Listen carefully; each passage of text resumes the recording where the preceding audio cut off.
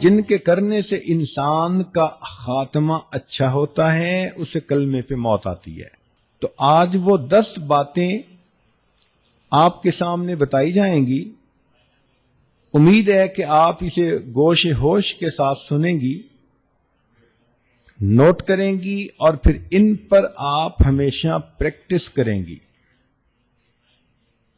سب سے پہلا عمل جس کے کرنے سے انسان کو آخری وقت میں کلمہ نصیب ہوتا ہے وہ ہے غیر محرم سے اپنی نظر کو بچانا.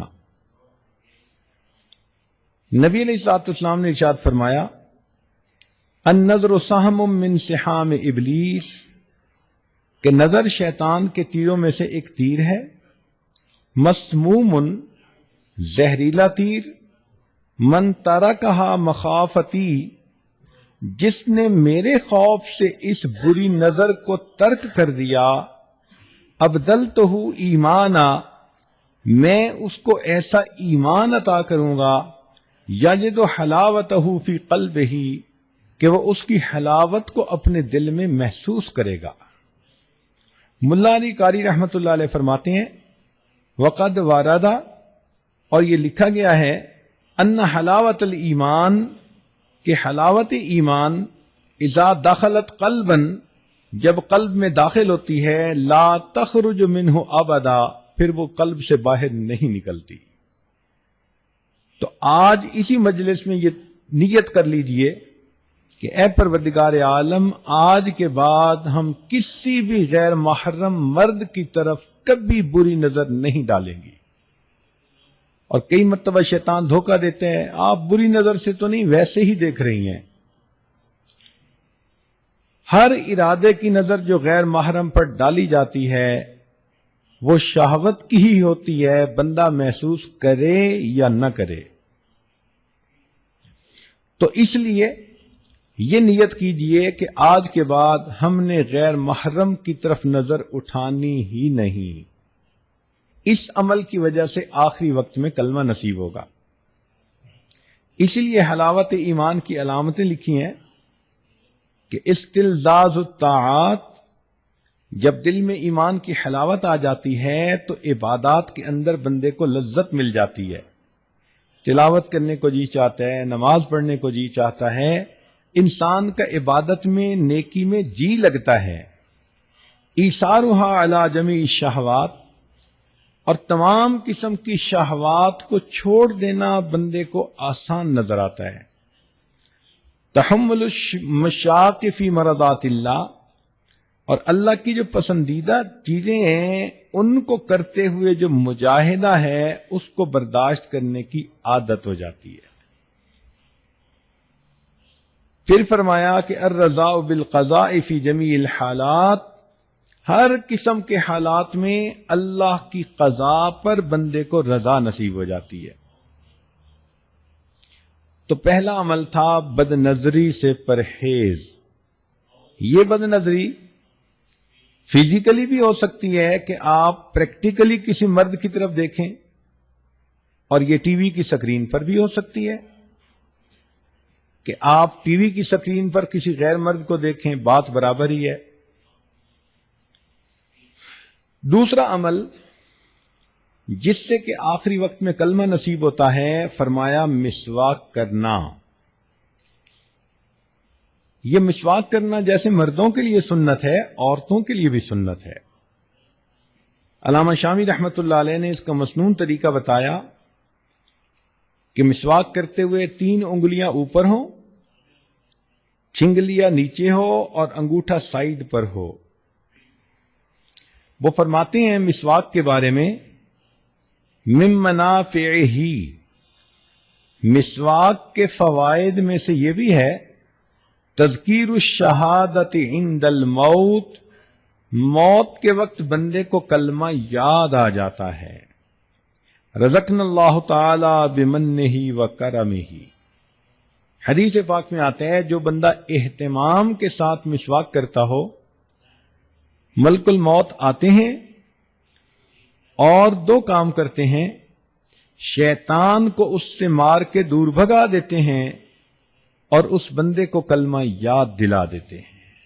یہ کتنا بڑا انعام ہے کہ ملک الموت ہی بندے کو یاد دلا دیں کہ تیرے جانے کا وقت قریب آ گیا۔ تو مسواک کی بھی پابندی کریں۔ تیسرا، ایمان پر شکر ادا کرنا کہ ہم نے کلمہ پڑھا، ہم مسلمان ہیں، اب اس ایمان پر ہم اللہ رب العزت کا شکر ادا کریں کہ اللہ تیرا شکر ہے تو نے ہمیں ایمان کی دولت عطا فرمائی۔ اس کی اصول یہ ہے لئن شکرتم لازیدنکم، اللہ تعالیٰ فرماتے ہیں اگر تم میری نعمتوں کا شکر ادا کرو گے ہم اپنی نعمتیں تمہیں اور زیادہ عطا کریں گے۔ تو جو ایمان پہ شکر ادا کرتا ہوگا اللہ تعالیٰ آخری وقت میں اس نعمت سے محروم نہیں فرمائیں گے۔ چوتھا عمل صدقہ خیرات کرنا۔ حدیث مبارکہ ہے، مشکات شریف کی روایت ہے، ان الصدقۃ تطفئ غضب الرب، کہ بے شک صدقہ اللہ کے غضب کو مٹا دیتا ہے، بجھا دیتا ہے، وتدفع میتۃ السوء، اور بری موت سے بندے کو بچا لیتا ہے۔ ملا علی قاری رحمۃ اللہ فرماتے ہیں کہ ای تمنع انزال المکروہ والبلاء فی الحال، کہ یہ عام حال میں مصیبتوں سے اور ناپسندیدہ احوال سے بندے کو بچاتا ہے، وتدفع سوء الخاتمۃ فی المآل، اور موت کے وقت بری موت سے بندے کو بچا لیتا ہے۔ تو صدقہ خیرات جتنا بھی ہو اللہ کے راستے میں کریں، اپنے خاوند سے اجازت لیں۔ ضروری نہیں ہوتا کہ ایک بندہ $10,000 نکالے تو اس کو صدقہ کہتے ہیں۔ آپ نے $1 بھی اللہ کے راستے میں اگر نکالا تو اس پر بھی صدقے کا ثواب ملے گا۔ حدیث پاک میں آتا ہے کہ قیامت کے دن کچھ ایسے بھی خوش نصیب ہوں گے، ایک مٹھی جو اللہ کے راستے میں خرچ کرنے پر اللہ ان کو جنت عطا فرما دیں گے۔ پانچواں، اہل اللہ کے ساتھ بیعت کا تعلق ہونا، قلبی تعلق ہونا، ان کی صحبت نصیب ہونا۔ اس کی وجہ یہ کہ اللہ رب العزت کے پیارے حبیب صلی اللہ علیہ وسلم نے فرمایا ہم رجال لا یشقى جلیسہم، یہ وہ لوگ ہیں کہ جن کے پاس بیٹھنے والا کبھی بدبخت نہیں ہوتا، اور بدبخت تو وہی ہوتا ہے کہ جس کو آخری وقت میں کلمہ نصیب نہ ہو۔ تو اس حدیث پاک سے بھی ثابت ہوتا ہے کہ اس تعلق کی وجہ سے اللہ رب العزت آخری وقت میں کلمہ نصیب فرما دیتے ہیں۔ حضرت مفتی محمد شفیع رحمۃ اللہ علیہ فرماتے ہیں کہ میں نے مولانا روم رحمۃ اللہ علیہ کا شعر پڑھا، یک زمانہ صحبت با اولیاء، بہتر از 100 سال اطاعت بے ریا، کہ اللہ والوں کی تھوڑی دیر کی صحبت 100 سال کی بے ریا عبادت سے بہتر ہے۔ تو فرماتے ہیں کہ میرے ذہن میں ایک سوال پیدا ہوا کہ اگر 100 سال کی عبادت سے بہتر ہے یہ کہتے تو ماننے والی بات تھی، مگر انہوں نے تو فرمایا کہ 100 سال کی بے ریا عبادت سے بہتر ہے۔ چنانچہ میں نے حضرت تھانوی رحمۃ اللہ کی خدمت میں عرض کیا کہ حضرت، یہ شاعر لوگ بہت افراط و تفریط کے مرتکب ہوتے ہیں، مجھے لگتا ہے کہ مولانا روم رحمۃ اللہ علیہ سے بھی اس پوائنٹ پر کچھ ایسا ہی معاملہ ہوا کہ انہوں نے فرمایا کہ اہل اللہ کی ایک لمحہ کی صحبت 100 سال کی بے ریا عبادت سے بہتر ہے۔ تو حضرت تھانوی رحمۃ اللہ علیہ نے فرمایا کہ اس شعر کو میں پڑھوں؟ جی حضرت پڑھیں۔ تو حضرت نے پڑھا، یک زمانہ صحبت با اولیاء، بہتر از 1,00,000 سال اطاعت بے ریا، کہ اہل اللہ کی ایک لمحہ کی صحبت 1,00,000 سال کی بے ریا عبادت سے بہتر ہے۔ تو میں نے کہا کہ حضرت 100 سال مجھے سمجھ نہیں آ رہے تھے، آپ نے تو الٹا 1,00,000 سال کی بات کر دی۔ تو پھر حضرت نے اس کا تحقیقی جواب دیا، فرمایا کہ دیکھو کوئی بندہ 1,00,000 سال کی عبادت کر لے، کیا اس کے پاس گارنٹی ہے کہ اس کو کلمے پہ موت آئے گی؟ میں نے کہا نہیں۔ فرمان لگے ہمارے سامنے شیطان کی مثال موجود ہے کہ اس نے زمین کے چپے چپے پہ سجدے کیے، لاکھوں سال اس نے اللہ کی عبادت کی، لیکن آخری وقت میں اللہ کے دربار سے دھتکار دیا گیا اور یہ مرتد بن گیا۔ بلم باور کی مثال ہے، 300 سال اس نے عبادت کی تھی، لیکن آخری وقت میں اس کا انجام برا ہوا، قرآن مجید میں موجود ہے۔ تو معلوم ہوا کہ جتنی مرضی کوئی عبادت کر لے، انجام کے بارے میں کوئی گارنٹی نہیں دی جا سکتی۔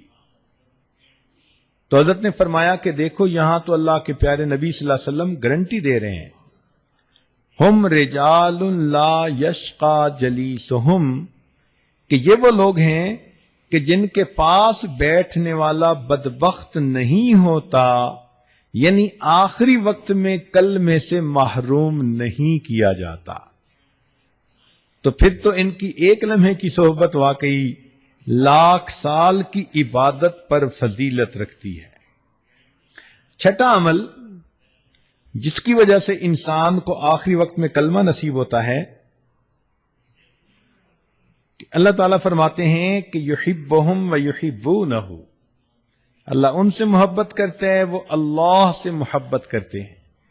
آپ اپنی زندگی میں اللہ سے محبت کریں، محبت کی حرارت آپ کو دل میں محسوس ہو، اللہ کے لیے کھائیں پئیں سوئیں جاگیں، زندگی کا ہر کام اللہ کے لیے کریں، اللہ کو یاد کریں، راتوں کی تنہائی میں دعائیں مانگیں، لو لگا کے بیٹھیں۔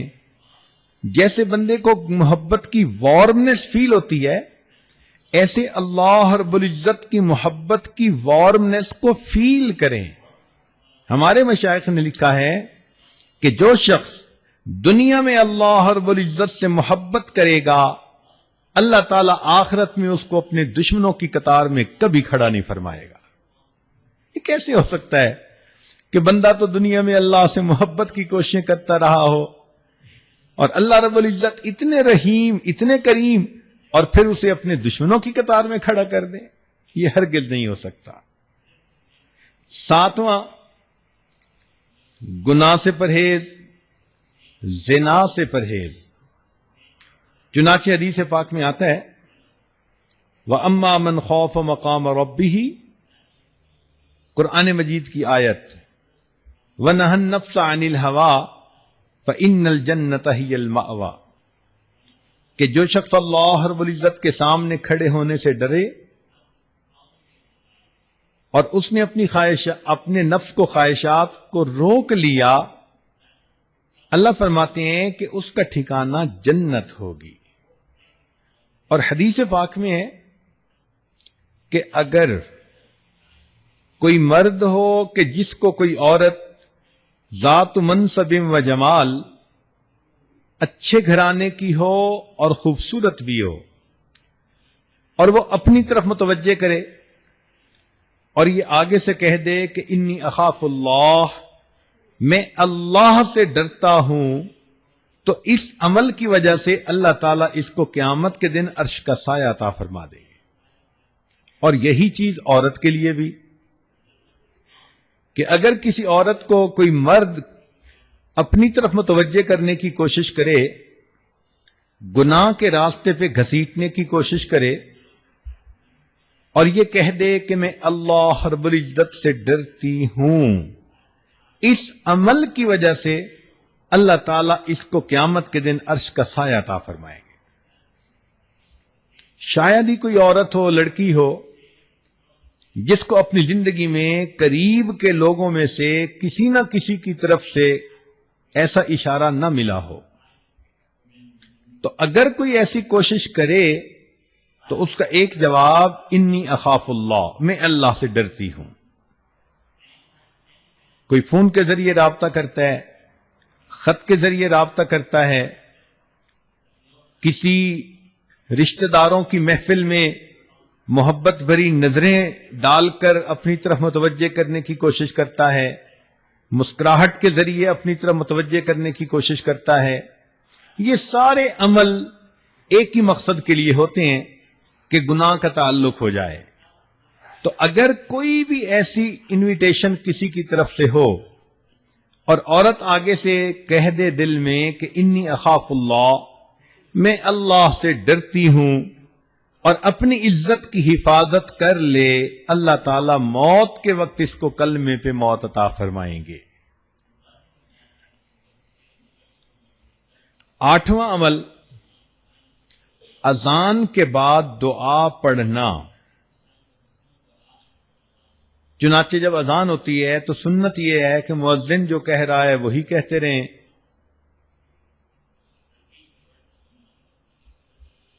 اور بعد میں پھر اذان کی دعا پڑھیں.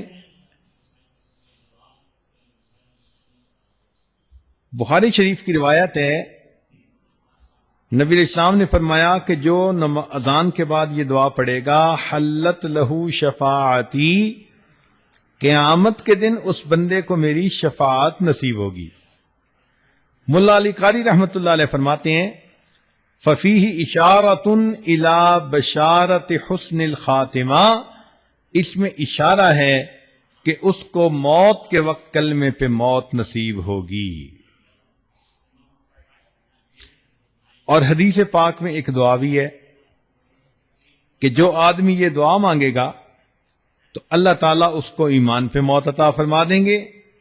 اور وہ دعا بہت چھوٹی سی ہے، دن میں بھی مانگے رات میں بھی، اللہم بارک لنا فی الموت وفی ما بعد الموت. اللہ تعالیٰ سے یہ دعا مانگیں کہ یا حی یا قیوم برحمتک استغیث. کلمے کی کثرت کریں، اس لیے کہ زندگی میں جو عورت کلمے کی کثرت کرے گی، ہر وقت اپنی زبان پہ لا الہ الا اللہ، لا الہ الا اللہ، لا الہ الا اللہ پڑھتی رہے گی، تو پھر آخری وقت میں اس کلمے کا پڑھنا اس کے لیے آسان ہوگا. خواجہ فرید الدین عطار رحمۃ اللہ علیہ فرماتے ہیں، میں نوجوانی میں عطر کی دکان تھی اور میری ہزاروں شیشیاں ہوتی تھیں جن میں عطر پڑا ہوتا تھا. ایک دن بڑے میاں آئے اور آ کر میری ان شیشیوں کو بڑی حیرانی سے دیکھنے لگ گئے. میں نے کہا بڑے میاں کیا دیکھ رہے ہیں؟ وہ کہنے لگے یہ دیکھ رہا ہوں کہ تیری جان اتنی شیشیوں میں اٹکی ہوئی ہے، یہ کیسے نکلے گی؟ مجھے بڑا غصہ آیا. میں نے کہا کہ جیسے آپ کی نکلے گی ویسے میری نکلے گی. تو جب میں نے یہ الفاظ کہے تو وہ آگے سے کہنے لگے کہ اچھا بھائی میری تو ایسے نکلے گی. یہ کہہ کر میرے سامنے وہ زمین پر لیٹ گئے اور اوپر اپنے رومال ڈال دیا. میں سمجھا کہ شاید ویسے ہی مجھے کر کے دکھا رہے ہیں. جب قریب جا کے دیکھا تو ان کی موت آ چکی تھی. تو جنہوں نے محنت کی ہوتی ہے پھر ان کو آخری وقت میں یوں کلمے پہ موت آتی ہے. شری سکتی رحمت اللہ علیہ فرماتے ہیں کہ ہم بیٹھے ہوئے تھے ایک کنویں کے قریب. ایک آدمی آیا اور ہم سے کہتا ہے کہ بھئی کوئی اچھی جگہ ہے جہاں انسان مر سکے. ہم بڑے حیران ہوئے اس کی بات کو سن کر. تو میں نے کنویں کی طرف اشارہ کر دیا کہ یہ اچھی جگہ ہے، سایہ دار بھی ہے، پانی بھی ہے. کہنے لگے ہمارے سامنے وہ بندہ وہاں گیا، اس نے جا کر وضو کیا، نماز پڑھی اور نماز پڑھ کے لیٹ گیا. کافی دیر کے بعد ہم اٹھے نماز پڑھنے کے لیے تو ہم نے کہا چلو بھئی اس کو بھی جگاؤ، یہ جماعت میں شریک ہو جائے. کہنے لگے جب اس کو جگانے لگے تو دیکھا کہ وہ تو اپنے رب کو پیارا ہو چکا تھا. تو جنہوں نے نیکی پر زندگیاں گزاری ہوتی ہیں پھر ان کو آخری وقت میں یوں موت آتی ہے. تو ابو ذرہ رحمت اللہ علیہ کی بات ہو رہی تھی کہ ان کے شاگرد موجود تھے، آخری وقت ان کا قریب آ گیا. اب شاگرد حیران کہ ہم حضرت کو کلمہ کیسے یاد دلائیں، یہ تو ہمارے استاد ہیں.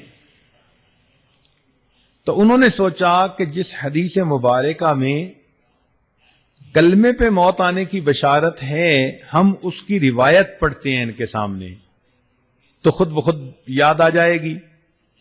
تو انہوں نے وہ روایت پڑھنی شروع کر دی.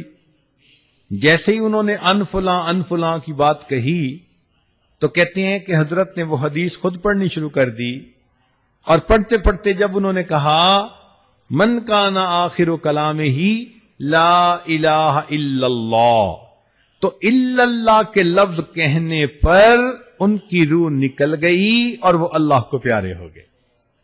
علماء نے لکھا ہے کہ انہوں نے پریکٹیکلی دکھا دیا کہ جس کا آخری لفظ لا الہ الا اللہ ہوتا ہے وہ پریکٹیکلی جنت کے اندر داخل ہو جاتا ہے.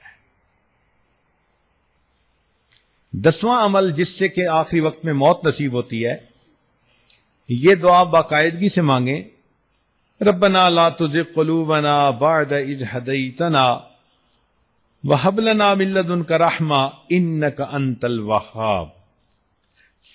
کہ اللہ ہدایت دینے کے بعد ہمارے دلوں کو ٹیڑھا نہ کر دینا. اگر دل ٹیڑھے نہ ہوئے تو یقیناً انسان کو کلمے پہ موت آئے گی. یہاں پر ہب لنا کا لفظ استعمال ہوا. ہبہ کا لفظ ہوتا ہے کہ بغیر استحقاق کے کسی کو کوئی چیز دے دی جائے.